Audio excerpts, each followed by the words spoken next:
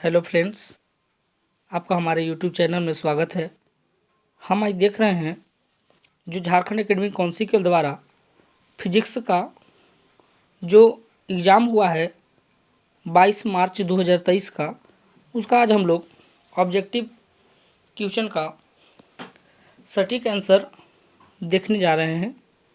जिसमें देखिए बहुत ही सिंपल क्वेश्चन आपका यहाँ पे पूछा गया है।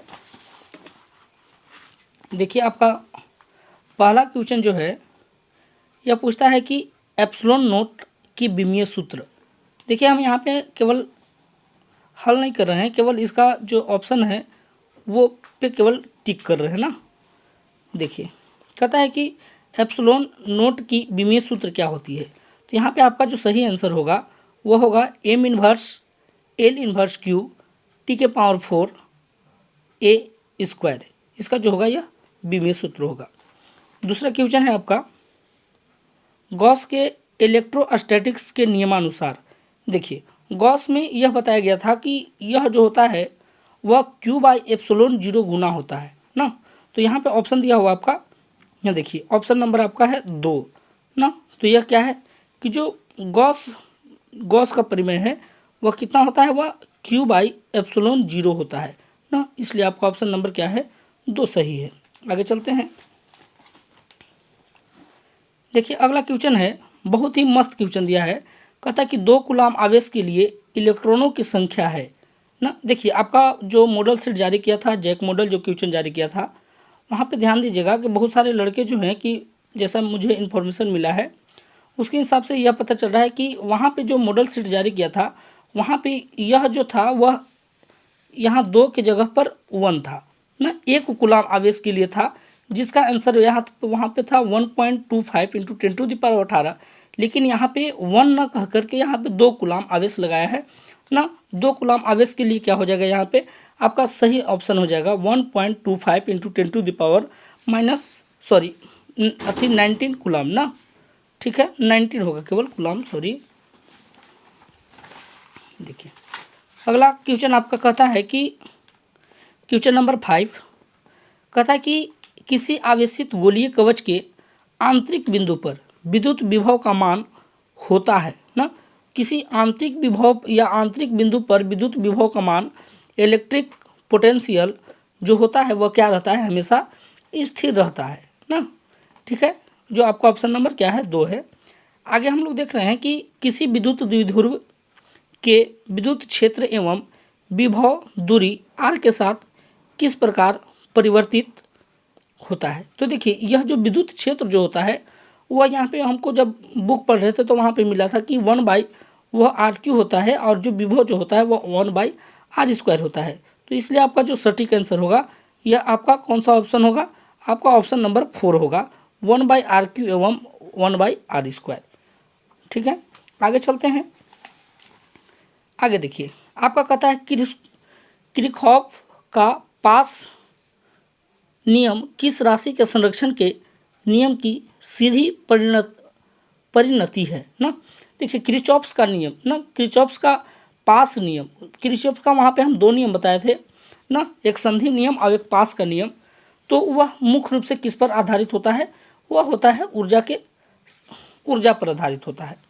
ठीक है, आगे देखेंगे अगला क्वेश्चन जो आपका न्यूमेरिकल है। यहाँ पे हम केवल इसका सही ऑप्शन बता दे रहे हैं, इसको हल करना बाद में हम इसको हल करके भी दिखाएंगे। कहता है कि विद्युत क्षेत्र 2.1 इंटू 10⁻10 वोल्ट मीटर इन्वर्स में एक आवेशित कण का अपवाह वेग 4.2 इंटू 10⁻4 मीटर प्रति सेकेंड है। कण की गतिशीलता का मान होगा। तो आपका यहाँ पे हल करिएगा तो आपका इसका जो सटीक आंसर निकलेगा,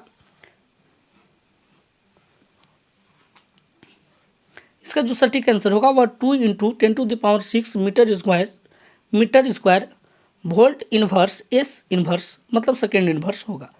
ठीक है, आगे चलते हैं। देखिए ये भी क्वेश्चन आपका पूछा हुआ क्वेश्चन है। कहता है कि देखिए कि किसी बाह्य चुंबकीय क्षेत्र वेक्टर बी में L लंबाई के धारावाही चालक पर चुंबकीय बल F को किस प्रकार से व्यक्त किया जाता है।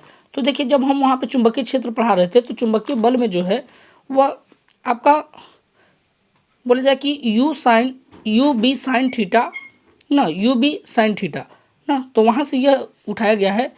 वह बताया गया कि आई एल वेक्टर गुने नहीं बोलेंगे, इसको क्रॉस बोलेंगे, क्रॉस बी वेक्टर, इसलिए आपका सही आंसर क्या हो जाएगा, ये हो जाएगा। आगे बात करते हैं क्वेश्चन नंबर 10। क्वेश्चन नंबर 10 में कहता है कि 100 फेरे वाली 10 सेंटीमीटर त्रिज्या की वृत्तीय कुंडली में 3.2 एम्पियर की धारा प्रवाहित हो रही है, तो कुंडली के केंद्र पर चुंबकीय क्षेत्र क्या होगा ना। तो यह कुंडली के चुंबकीय क्षेत्र पूछ रहा है ना, तो यहाँ पे भी यह जो है इसका सही ऑप्शन क्या हो जाएगा, 2.1 इंटू 2.01 इंटू 10⁻³ टेस्ला ना। ठीक है, आगे देखेंगे हम लोग। देखिए हिंदी मीडियम का क्वेश्चन बता रहे हैं आपको, हिंदी मीडियम वाले बच्चे ध्यान से इसको देखेंगे। देखिए आपका यहाँ पे क्वेश्चन है कि 11 नंबर का था कि निम्न में से कौन सा चुंबकीय क्षेत्र रेखाओं के बारे में सही नहीं है। देखिए यहाँ पे सही नहीं पूछा गया है, ध्यान देंगे तो कहता है कि किसी चुंबक की चुंबकीय क्षेत्र रेखाएं सतत बंद लूप बनाती है। ये बिल्कुल सही है कि जो चुंबकीय क्षेत्र रेखाएं जो होती हैं वह कैसी लूप बनाती है, बंद लूप बनाती है। दूसरा ऑप्शन आपका दिया हुआ है कि दिए गए किसी बिंदु पर क्षेत्र रेखा के स्पर्श रेखा उस बिंदु पर नेट चुंबकीय क्षेत्र की दिशा को प्रदर्शित करती है। यह भी बिल्कुल सही है। कहता है कि प्रति एकांक क्षेत्रफल में से गुजरने वाली क्षेत्र रेखाओं की संख्या जितनी अधिक होती है चुंबकीय क्षेत्र बी का परिणाम उतना ही अधिक होता है। बिल्कुल ये भी करेक्ट है। लेकिन देखेंगे ऑप्शन नंबर 4 कहता है कि चुंबकीय क्षेत्र रेखाएं निश्चित स्थिति से एक दूसरे को काट सकती है। ऐसा बिल्कुल नहीं होता है, तो इसलिए आपका ऑप्शन नंबर क्या हो जाएगा, 4 हो जाएगा। आगे देखेंगे हम लोग 12 का देखेंगे। देखिए कहता कि एक छड़ चुंबक के अंदर बल की चुंबकीय रेखाएं, देखिए एक छड़ चुंबक के अंदर जो बल की चुंबकीय रेखाएं जो होती है और उस चुंबक का जो ध्रुव को अगर बात करें, ध्रुव की जो बात करते हैं तो वह जो होता है वह एस ध्रुव और एन ध्रुव की ओर होती है ना। तो यहाँ पे ऑप्शन नंबर आपका क्या दिया हुआ है, ऑप्शन नंबर आपका बी करेक्ट होगा। ठीक है, आगे ध्यान देंगे। देखिए आपका कहता है कि किसी स्थान पर पृथ्वी के चुंबकीय क्षेत्र का ऊर्ध्वाधर घटक क्षैतिज घटक का √3 गुना है। इस स्थान पर नमन कोण का मान कितना होगा। तो देखिए बच्चों यहाँ ध्यान दीजिएगा कि यहाँ पे कितना होगा, 60 डिग्री होगा। ठीक है, आगे हम लोग क्वेश्चन देखेंगे। अगला देखिए कहता है कि क्षेत्र बी के समांतर इसके तल के साथ रखे गए अनुप्रस्थ परिच्छेद क्षेत्रफल ए के एन फेरों की कुंडली के साथ जुड़ा चुंबकीय फ्लक्स क्या होता है। तो ये आपको मिला हुआ था जब हम लोग बुक पढ़ रहे थे, तो वहाँ पे NAB मिला हुआ था। ठीक है, आगे देखेंगे हम लोग। अगला क्वेश्चन है आपका कि अगला क्वेश्चन कहता है कि किसी चुंबकीय क्षेत्र में गतिमान तार में प्रेरित धारा की दिशा किसका प्रयोग करके प्राप्त की जाती है। तो ये एकदम फ्लेमिंग के दाएं हाथ का नियम के अनुसार होता है ना। ये किसके अनुसार होता है, फ्लेमिंग के दाएं हाथ के नियम के अनुसार होता है। ठीक है, आगे देखेंगे हम लोग। देखिए अगला क्वेश्चन है, कहता है कि यदि प्राथमिक एवं द्वितीय कुंडली में फेरों की संख्या प्रत्येक में से 2 गुना बढ़ा दी जाए तो उसका अनुनय प्रेरकत्व क्या होता है। तो देखिए अनुनय प्रेरकत्व जो होता है वह क्या होता है कि 4 गुना हो जाता है ना। वह कितना हो जाता है, 4 गुना। ऑप्शन नंबर आपका 1 इसमें करेक्ट है। ठीक है, आगे हम लोग देखेंगे। यहाँ से कहता है कि 100 ओम के प्रतिरोध को 220 वोल्ट और 50 वोल्टेज की एसी बोलेंगे तो अल्टरनेटिव करंट ना, अल्टरनेटिव करंट सप्लाई से जोड़ा जाता है। तो परिपथ में धारा का वर्ग माध्य मूल मान क्या होगा। यहाँ देखिए बच्चों, यहाँ पे माध्य मूल मान पूछा है ना, तो यहाँ पे इसका करेक्ट आंसर हो जाएगा आपका 2.2 एम्पियर हो जाएगा ना। चलिए आगे देखेंगे। अगला क्वेश्चन कह रहा है कि श्रेणी LCR परिपथ में सप्लाई वोल्टता एवं धारा के मध्य कला कोण होता है ना। तो देखिए वहाँ पे बताए थे tan के रूप में चला जाता है और एंगल यहाँ पे फाई दिखाया गया। तो tan phi equal to XL minus XC बटा क्या होता है, R होता है। इसलिए आपका करेक्ट ऑप्शन क्या हो जाएगा, आपका 1 हो जाएगा। यहाँ पे देखिए कहता है कि आगे बात करता है कि निम्न में से किस विद्युत चुंबकीय तरंग की आवृत्ति महत्तम होती है। देखिए महत्तम महत्तम मतलब होता है अधिक, HCF जिसको बोलते हैं ना। देखिए रेडियो तरंगे, पराबैंगनी तरंगे, अवरक्त तरंगे, गामा तरंगे। देखिए गामा तरंगे जो होती है उसमें भेदन क्षमता बहुत ज़्यादा होती है ना, इसलिए जब यह जो होती है वह सबसे फर्स्ट में होती है। अगर आप लोग क्या उसको तरंग चैप्टर पढ़े होंगे तो तरंग में आपको एक ट्रिक मिला होगा कि गाये अबिजु इंफ्रा मारे। गाये मतलब क्या होता है कि G4 मतलब गा4 गामा होता है ना, जो सबसे फर्स्ट में होता है। और रेडियो तरंगे जो होती है वो सबसे क्या होती है, लास्ट में होती है, जिसमें आपकी ध्यान दीजिएगा कि जो इसकी किरण जो होती है, जो गामा किरणें जो होती हैं वह क्या होती हैं कि सबसे आवृत्ति क्या होती है उसकी महत्तम होती है ना। अगर तरंगदैर्घ्य की यहाँ पे बात किया रहता तो यह क्या हो जाता, न्यूनतम हो जाता, ठीक ना। चलिए थैंक यू। इसका ऑप्शन आपका करेक्ट हो जाएगा 4 ऑप्शन ना, 4 ऑप्शन आपका करेक्ट हो जाएगा। आगे बात करते हैं। देखिए अगला कहता है कोहरे ना, सॉरी देखिए कोहरे में फोटोग्राफी के लिए प्रयुक्त होती है। देखिए कोहरा को और अन्य नाम से जानते हैं, धुंध के भी नाम से जानते हैं ना। तो इसमें देखने के लिए, इसमें फोटोग्राफी के लिए जो प्रयुक्त किरण होती है वह होती है अवरक्त किरणें, अवरक्त किरणें ना। इसको इंफ्रारेड के नाम से भी जाना जाता है, इंफ्रारेड किरणें ना, ठीक है। चलिए आगे बात करते हैं। देखिए वस्तु से बड़ा आभासी प्रतिबिंब बनता है। तो हम आपको जब लेंस पढ़ा रहे, दर्पण पढ़ा रहे थे ना, तो दर्पण में हम यह चीज़ बताए थे कि जो उत्तल दर्पण जो होता है वो गाड़ी के साइड मिरर में उपयोग किया जाता है, ठीक ना। उत्तल दर्पण की बात करें तो उत्तल दर्पण जो होता है वह गाड़ी के साइड मिरर में उपयोग किया जाता है, जो आपको बहुत ज़्यादा क्षेत्र को घेरता है, ठीक ना। लेकिन अवतल दर्पण में बात करते हैं तो यह प्रतिबिंब को क्या करता है, बड़ा बनाता है। बल्कि उत्तल दर्पण की बात करते हैं तो वह प्रतिबिंब को छोटा बनाता है, परंतु वह क्षेत्र अधिक लेता है, ठीक ना। और अवतल दर्पण में क्या होता है कि आपका जो आभासी प्रतिबिंब जो बनता है वह कैसा बनता है, बड़ा बनता है। इसलिए आपका करेक्ट आंसर क्या हो जाएगा, अवतल दर्पण हो जाएगा, ठीक है। आगे देंगे, ध्यान देंगे बच्चों। कहता है कि एक सरल सूक्ष्मदर्शी, हाँ एक सरल सूक्ष्मदर्शी से बना हुआ प्रतिबिंब होता है ना। जो सरल सूक्ष्मदर्शी से जो बना प्रतिबिंब जो होता है, जिसको हम लोग सिंपल माइक्रोस्कोप बोलते हैं ना, तो सिंपल माइक्रोस्कोप से जो इमेज बनता है ना, उसको हम लोग क्या बोलते हैं कि वह कैसा बनता है, तो काल्पनिक। वह कैसा होता है, सीधा होता है ना। वह कैसा होता है, काल्पनिक, जिसको इमेजनरी के नाम से भी जानते हैं आप लोग। और क्या होता है कि इमेजनरी एंड इरेक्ट होता है ना, जिसको हम लोग सीधा भी बोलते हैं, ठीक है। आगे कहता है कि तरंगदैर्घ्य में वृद्धि के साथ अपवर्तनांक का मांग।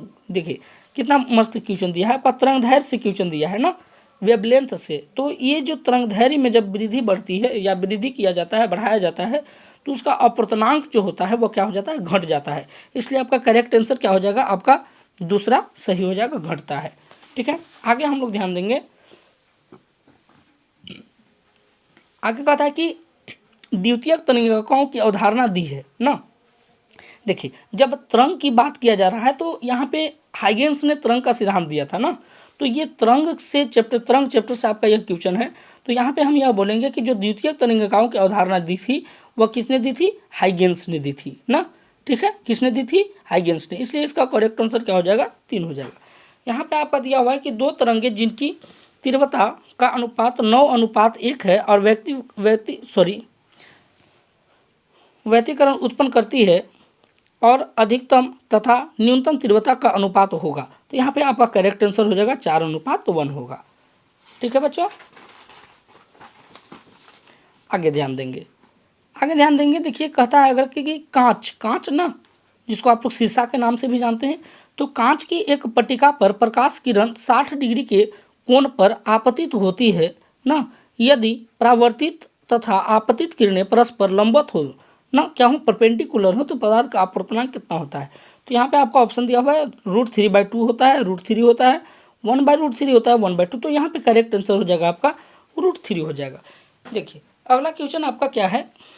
अगला क्वेश्चन निम्नलिखित में से किस धातु का न्यूनतम कार्यफलन है। न्यूनतम बोले तो मतलब सबसे कम ना, सबसे कम किसका है। तो यहाँ पे आपका ऑप्शन हो जाएगा, देखिए आयरन दिया हुआ है, कॉपर दिया हुआ है, सोडियम दिया हुआ है। तो इसमें से ये तीनों में से कोई नहीं, बल्कि यह क्या होगा, बेरियम होगा। जो आपका करेक्ट आंसर आपका क्या है, 3 है। आगे ध्यान देंगे। यहाँ पे देखिए 25 वोल्ट और 36 वोल्ट द्वारा त्वरित दोनों इलेक्ट्रॉन से संबंधित डी ब्रोगली तरंगदैर्घ्य का अनुपात होता है ना। तो यहाँ पे अनुपात इसको हल करेंगे तो हमको क्या मिलेगा, 6 बाई क्या मिलेगा, 6/5 मिलेगा ना। चलिए ठीक है, आगे देखते हैं हम लोग।